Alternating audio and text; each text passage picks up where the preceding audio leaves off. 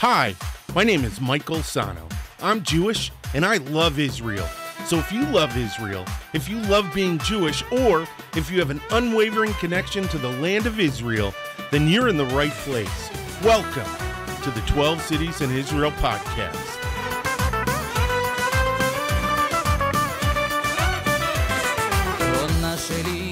Shalom, shalom, shalom. Hey, what's going on? What's going on? What's going on? My name is Michael Sahno, and welcome to the 12 Cities in Israel podcast, the only positive podcast about the food, the people, and the culture of the state of Israel. Hey, if this is your first time watching, please don't forget to hit the like button, the subscribe button, and the notification bell so you get the brand new episodes as they come out. If you want to take us with you, you can find us on SoundCloud, iTunes, Google Play, Stitcher, TuneIn, and on Spotify. All right, first off, I have to give a super duper shout out to Peter Madeira. This coffee is for you. He said my last 4 episodes were hot. So, hey, I hope you like this one. It's going to be a fun one. Thank you so much, and thank you to everyone else who watches. I'm filming this on the last day of Hanukkah. Chag Sameach, Hanukkah Sameach. So all you guys enjoy the Festival of Lights, and everyone else, enjoy your holidays as well. All right, this episode is about, are you ready for this? The Golani Brigade. So I have this, I was in the military. I was in the military for about 10 years. I was in the Navy for 6 years on submarines, and I was in the Army for 4 years in the infantry. First Gulf War, second Gulf War. So I, having been in the infantry, have a special place in my heart for the Queen of Battle.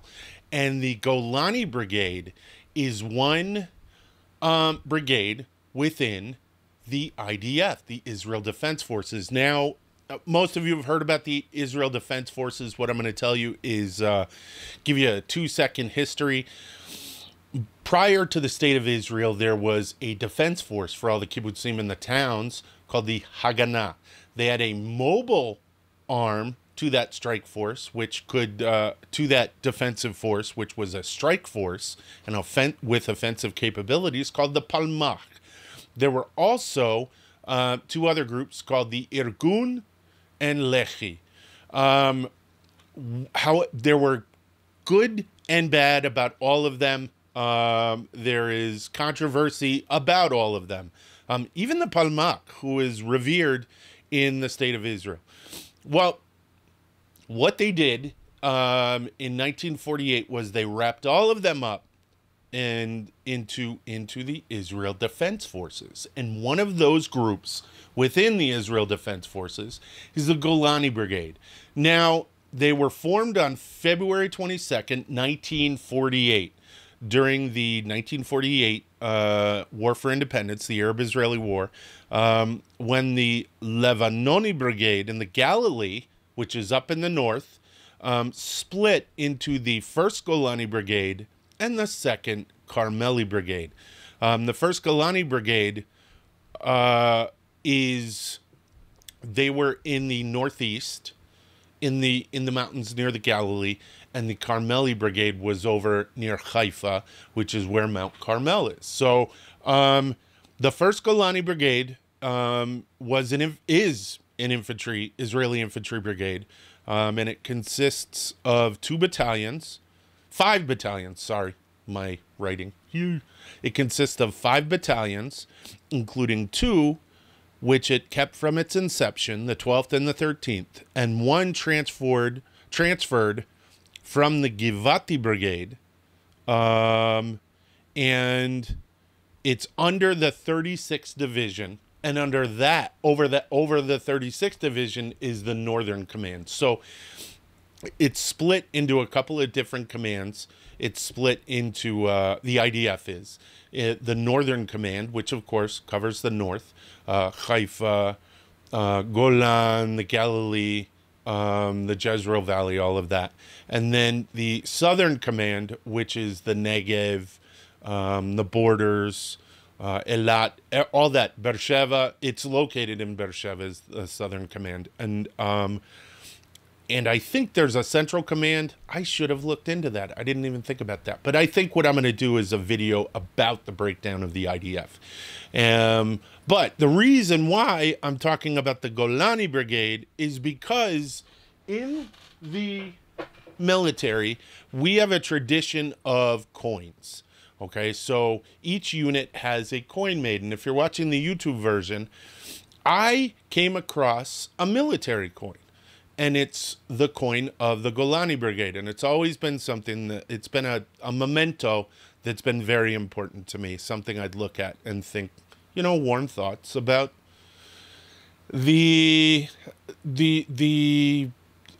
just the Jewish state. And this, having been in the military, has special meaning to me. I wasn't in the Golani Brigade, but it is a brigade that is warm in my heart, so to speak. So it is one of the 5 infantry brigades of the Israel Defense Forces. And its symbol is a green olive tree against a yellow background. And its soldiers wear a brown beret. Now, if you'll notice on this coin, if you're looking at the video, you can see that on the coin is the olive tree. What is it? The logo, the icon of the brigade. Hold on, I'm off screen right now because I'm pulling something that I got when I was in Israel last time, and it's a little wallet that here you can see it a little bit better, and it's the Golani Brigade. It's green. This one, instead of on a yellow background, it's on an orange background, and that's the color of the flash that they wear on their shoulder. In the IDF, they don't wear patches. They wear these little flaps, these flashes.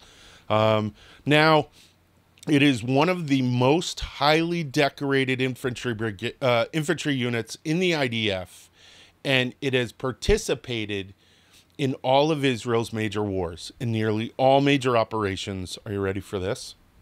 Including the War for Independence, the Suez Crisis, the Six-Day War, the War of Attrition along the Suez, the Yom Kippur War, Operation Entebbe, when they went and got the, what was it? That was when the hostages were taken, and the IDF and Mossad and all them, they went in and they got them out. The 1978 South Lebanon conflict, the 1982 and 2006 Lebanon War, and various operations during the Palestinian Intifadas. They are one of the rotating groups that operates the military command in Judea and Samaria, what's known as the West Bank. And they're just, I mean, if you were in Golani, the chances of you having combat experience is high. It's up there.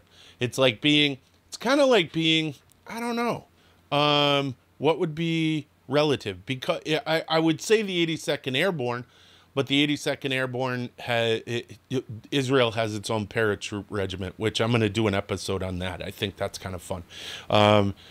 But I guess, I don't know, any one of the infantry divisions in the United States, because all of them have been active over time. So it's kind of like that. If you've been in the Golani Brigade, the chances of you having combat experience, it's relatively high.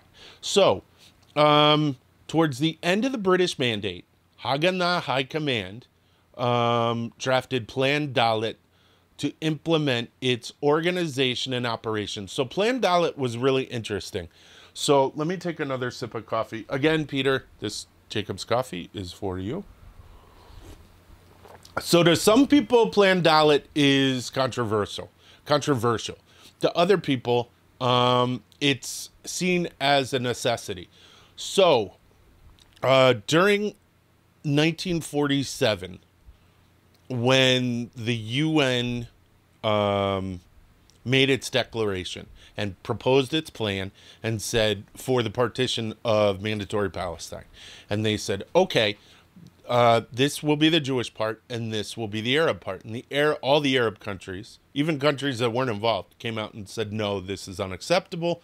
So that land was available, basically, because it was unclaimed land. You can argue, well, it may have been unclaimed, but it was in conservatorship by the mandate or the UN. But I don't know. I don't know. I don't feel that, but hey, whatever. That's my opinion.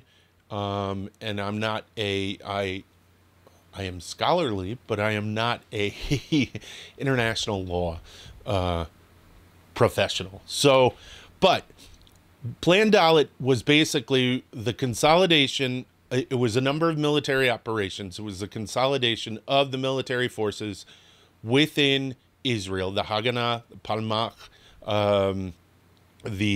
as I said, Irgun, Lechi, they were all pulled underneath the umbrella of the IDF. And then there were a lot of kibbutzim, Israeli kibbutzes, Jewish kibbutzes, which were in areas that were slated to be turned over to,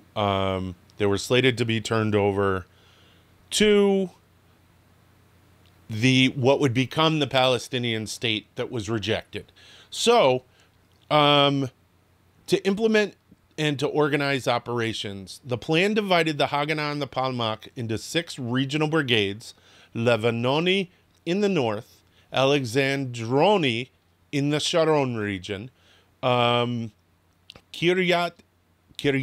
in the Tel Aviv area, Givati in the Shvela, which is the lowlands or the Judean foothills, and Etzioni in Jerusalem. And on February 28th, 1948, the Lebanoni Brigade was split into 2, into the Carmeli in the northwest, which I told you, Haifa and Akko and all of that, and Golani in the northeast. The new Golani Brigade included 5 battalions with its headquarters in Yavneel. Okay? So, and that's still its headquarters to this day. Golani's area of operations included much of the lower Galilee, basically all of the lower Galilee and Jezreel Valley, the Jordan Valley and the Hula Valley. It extended to Al-Jalama and Bat Shlomo in the west, and major population centers that it covered included Tzvat, Tiberias, Beit Shean, and Nazareth. So it was responsible for a pretty large area, and because this area bordered Syria and I think Iraq, it was going to, in the future, whether they knew it or not, see quite a bit of action. So let's go back to the unit insignia. All right, and the symbol of the brigade is a green olive tree, as I said before, with its roots on a yellow background. It was drawn by the 12th Battalion's intelligence officer, who came from Abutz Bet Keshet, and that was home to numerous olive trees. But there's also, are you ready for this? There are some sources that say it's based on an oak that is located in Yavneel. I'm saying that, I'm slaughtering that, but whatever. I apologize. All right, so the colors green and yellow symbolize the green hills of the Galilee, where the brigade was stationed at the time of its creation, while the olive tree is known for its strong roots that penetrate and firmly hold the land, reflecting the brigade's connection with the state of Israel's heritage. So our roots go deep. We've been here for 2,000 years. This is our 2,000-year-old home. So the olive tree really, really cements that ideal into early Israeli consciousness. The yellow background on the tree stands, it reflects the brigade's role in the south of the country, yellow being desert, but it represents their role in the south of the country in the Independence War of 1948. When it conquered Rash, which is now Eilat, which is Israel's southernmost city. It is the playground, and Eilat is phenomenal. And thank you, Golani Brigade, for helping us ensure that it's a part of Israel. Now, the Golani Brigade's official song was written by Amos Ettinger, and it's composed by Effie Netzer and popularly performed by Yehoran Gaon. The song mentions the brigade's many battles, including references to Rafah in the Sinai War, Tel Faher in the Six-Day War, and Mount Hermon in the Yom Kippur War. Now, Mount Hermon is the highest point in Israel. You can ski on it. And the Golani Brigade is responsible for ensuring that it is safely within the borders of Eretz Israel. Now, the current unit composition, and I want to talk about this because this is kind of interesting, because this touches on another episode that I'm going to be doing in the future. The current unit composition is, remember I said there were a number of different battalions. There were 5 different battalions within it. A battalion is basically about 150 people, 1,000 people. It's a lot of people, a lot of different people. So, sorry, I should know this, but I can't remember it. So you have the 12th Battalion, which is the Barak Battalion, and its standard, or its logo, because even though Golani is the oak tree, each of these different units have their own standards. A standard is an emblem that represents them. And their standard is lightning, and they are an infantry battalion, and they have been around since the founding, 1948. That is the 12th Barak Battalion. You have the 13th Gideon Battalion, and Gideon is their standard.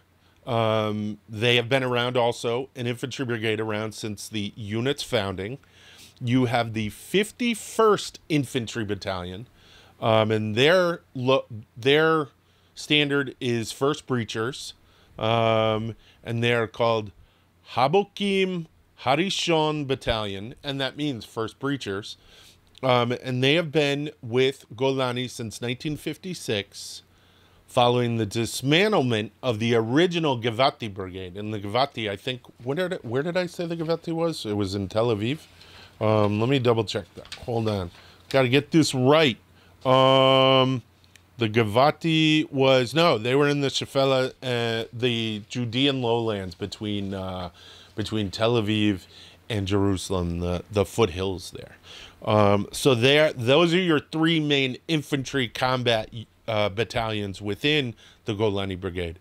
You also have something really interesting called the 631st Reconnaissance Battalion. It is Gadsar. And a reconnaissance battalion is, you have Sayeret Golani. And Sayeret Golani is like the special forces of each infantry battalion. Each infantry brigade has its own special forces battalion in it. There's also a thing called Sayeret Matkal. I think it's Matkal, and that's the best of the best, and that's taken from all the different units, but also each individual infantry brigade has its own battalion of Sayeret special forces, and that's the 631st Sayeret Golani, and inside that they have a Orev company, and they're a heavy weapons company, and they're called Raven. You have Palkan Engineering and Combat Engineering Company, and basically what they do is they do like explosives operations, mines. They can build things, bridges, makeshift buildings, all that kind of stuff. And then you have the actual reconnaissance company, and that's like That's their little reconnaissance special forces. Inside it, they're going to have snipers. They're going to have reconnaissance units. Reconnaissance units, basically what they do is they go and they sit in a place for days.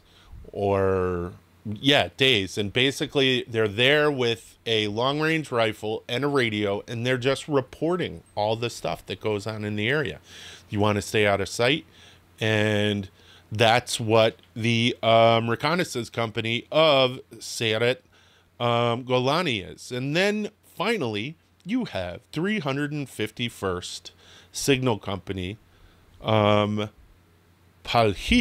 which is communications, and they're your information hub for the entire company. So they're making sure that all comm checks and all radio checks are being done, and that there's constant communications between all of the units from the command level all the way at the top. Benny Gantz, he was, I'm pretty sure he was the commander. I think it was the commander of the Northern Command, but he might have also been the commander of the Golani, because I was looking at this picture of him, and he was watching Golani operations. I think it's on the Wikipedia site. But so that basically covers the composition, the history, what their lineage and standards are. And remember, when I said standards, that's the symbols of the company, the oak tree on a green and yellow background. And that brown beret, I want to talk about that for a sec. So that brown beret, the reason the Golani wear a brown beret is because of the earth, the land. It's a connection with the land of Israel, and that's why their beret is brown, and it signals a connection to Golani's connection to the land of Israel. So I was going through, and I was going to finish up by talking about, hold on one sec, I'm having a sip of coffee.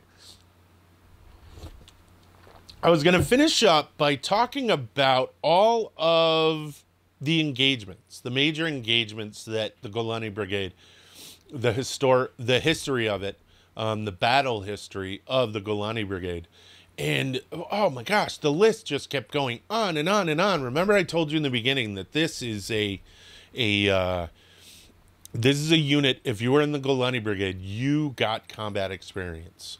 So I'm going to give you a piece of that by just going over the Golani Brigade's experiences in just the Independence War. And you're going to see the foot travel that these units did is amazing. So in April through May of 1948, they were in the Battle of Tiberias and the battles in Tzvat. So there was some heavy fighting in Tzvat. The Syrians came down, and there was literally, they had to fight house to house in Tzvat.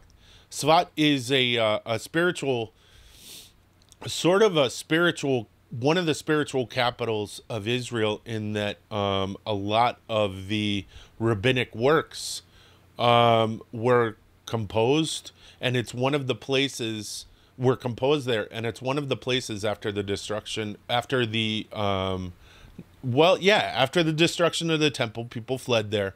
But there were also, during the tumultuous time of the Romans, a lot of people hid out there. So it was important for Ben-Gurion and the Israeli cabinet to ensure that the Golani Brigade was successful and maintained and captured Tzvat. They were, and that's in the north. So there were also the battles of the Kinarot Valley, and the battles of the Kinneret around the Sea of Galilee, and that was the defense of the kibbutzim Degania Aleph and Degania Bet from the Syrian army. And remember, I told you during Plan Dalit, the IDF went to all of these kibbutzim that were within what would have become a Palestinian state, but since the state never recognized itself or claimed independence all of that land was just sitting there. And rather than leave that land, the new Israeli government saw no reason to do that. So they went in, and that were these some of these battles that occurred during that planned Dalit was the battles of the Kinnerot Valley. There was the Battle of Gesher, which was the repelling of Iraqi forces in the south. But I think that was holy cow. So they all of a sudden got moved all the way to the south, and they were repelling Iraqi forces that had come over through Jordan, and now we're on the border of Jordan, come over, invaded, and the Golani Brigade was now in the south fighting against Iraqi forces. They repelled the Arab Liberation Army in the battles of the 10 days between the first and second truces of the war, from July 8th to 18th, 1948. So I'm a little confused by the timing of this, because the Arab Liberation Army came from Egypt, and they were moving up through the Negev and then into the West Bank. So I think maybe they came down into the West Bank, repelled the Iraqi forces, and then went back up north and eventually took part in this thing called Operation Dekel, which were a number of operations to basically secure the Kinneret, the Galilee, to secure that entire area and to finish up operations there. No, that was Operation Hiram, which took place in October 1948. All of these different operations where one thing happened, then another thing happened. Okay, guys, I need you to move over here. Okay, guys, I need you to move over here. It wasn't a straight push because there was a limited number of bodies in the Israeli army. So you had to go basically where the fighting was and then get back to where you were and refight maybe the same ground you had just won a couple of weeks, days, months earlier. So in December 1948, they were transferred to the south in preparation for Operation Horev, and they fought the Egyptians in the Gaza Strip. Other operations in the Gaza Strip were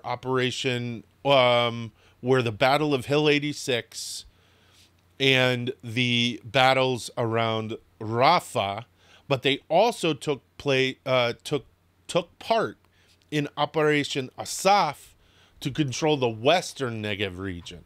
So, and Gaza borders all of this. So they were literally just shooting around the desert.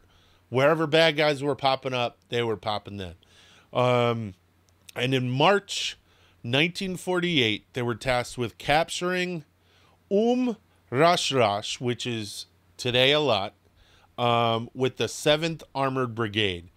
The Golani advanced through the Araba region in the east and arrived at the location 2 hours after the 7th Armored Brigade arrived. This was the last operation of the war, and it is why yellow is part of the symbolism that that adorns the standard of the Golani Brigade. I know it seems like a lot of the information was here and there and here and there. And again, I went over that. The Golani Brigade was here and there and here and there. And that, all of that information was just from the first Arab-Israeli war. That's not including Suez, the War of Attrition, the Yom Kippur War, the Six-Day War, all of that. There's just so much battle history for the Golani Brigade. And I hope you enjoyed it. But yeah, so that's the Golani Brigade. And they're close to my heart. They're hard chargers. Queen of Battle, infantry. Go, go, go. Follow me. They are awesome. So I hope you enjoyed that. And that's pretty much it. All right. If you like this video, hit the like button, hit the subscribe button, and the notification bell. If you want to take us with you, again, I said you can find us on SoundCloud, iTunes, Google Play, Stitcher, TuneIn, and on Spotify. Our flashcards are out, and they're on Amazon. You can pick up the Aleph Bet set for Kindle. The link is in the description below. $10, man, $9.99. Real good deal. A ton of cards, and they're not only print, but they're also script. So if you want to learn Hebrew script, buy our cards. You will thank us, because I think we have the best presentation. It's an easy to read format. I have people in Israel helping with it. I have people from City College of New York helping with it. I have people from Ben Gurion University helping with it. I have all kinds of people. Real super duper. It's from the horse's mouth. I don't know if that. All right, enough of that. But it's legit. It is awesome, and it is the best you're gonna get anywhere. We have a new one coming out at the end of the year. It is Numbers. I just had my colleague in Jerusalem go over all of it. And I'm going to be doing the graphics for it pretty soon. We also have, just so you know, some children's books getting ready to come out. It is on the icons of Israeli history. It's going to be a fun read. It's going to be a labor of love. Be on the lookout for that as well. All right, that's it. Toda raba, להתראות ויאללה ביי. בליבי הלילה, איך אותה רציתי כל חיי. ידי בידה, ולאור ירח, עוד יאיר לי כוכב. היא תבוא אליי, ליבה פורח, כל ימי אותה אוהב. רק זאת ביקשתי, בידה אחזתי, היא כמו חלום שלא נגמר. רק זאת שאלתי, שליבי נתתי, הושעתי לפרח הנשאר. רק זאת שאלתי, שליבי נתתי, הושעתי לפרח הנשאר.